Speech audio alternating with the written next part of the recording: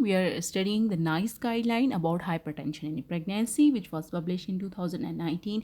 And the important point which we are discussing today in this guideline is about the corticosteroid for the fetal lung maturation.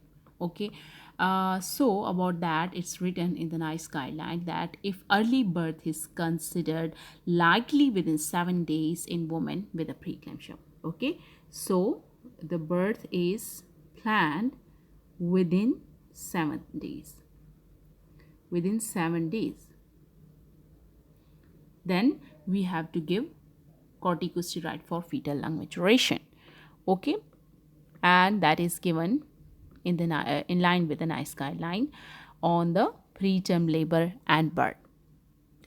Now, corticosteroid is sometimes used for management of the HELLP syndrome, but about this it's written that for HELLP syndrome, okay, for HELLP syndrome, do not give corticosteroid.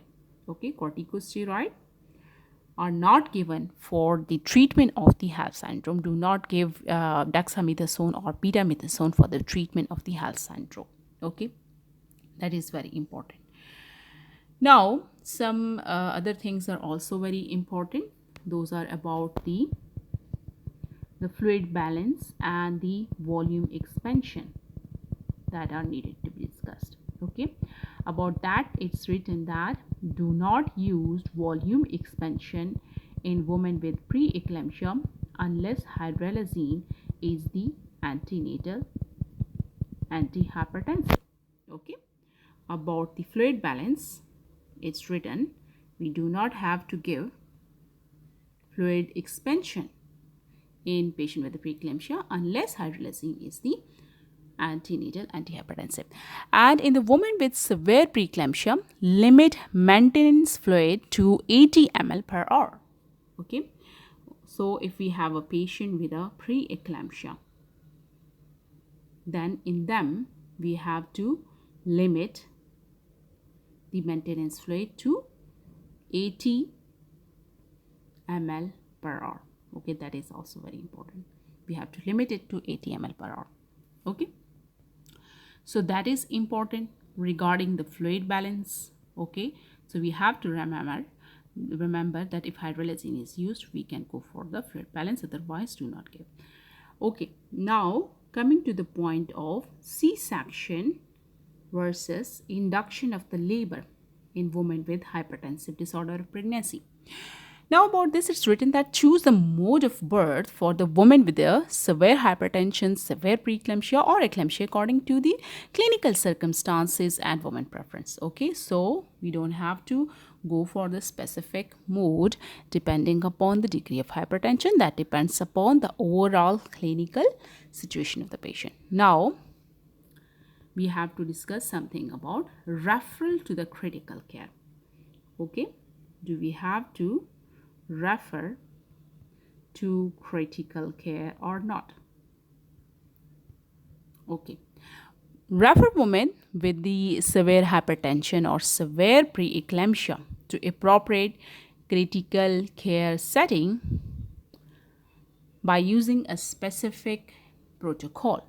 Okay, we have to know what is level 3 care, what is level 2 care, what is level 1 care. So in level 3 care, we have to include those patients, okay, who need ventilation. Okay, in a critical care, level 3 are those with the severe preeclampsia or those requiring ventilation. Okay, now we have to remember this point. Now coming to the level 2, what we have to use in level 2. In level 2, we have to step down from level 3 or severe preeclampsia with different conditions like eclampsia, HELLP syndrome, hemorrhage, hyperkalemia, severe oliguria, coagulation support, intravenous hypertensive treatment, and initial stabilization of severe hypertension, evidence of the cardiac failure, abnormal urology. So we have to step down from level 3 in level 2. Okay, and what happens in level 1? Okay, in level 1 support, we include the patients with preeclampsia and hypertension, ongoing conservative antenatal management of severe preterm hypertension, okay, step down treatment after birth. So these patients are included among the level 1. Okay, so those are some things which we come across when the patient is delivered. Okay, regarding the treatment in the breastfeeding and some other management in the postnatal period, we will make another video. Okay, thank you so much for your patience. Allah Hafiz. Bye.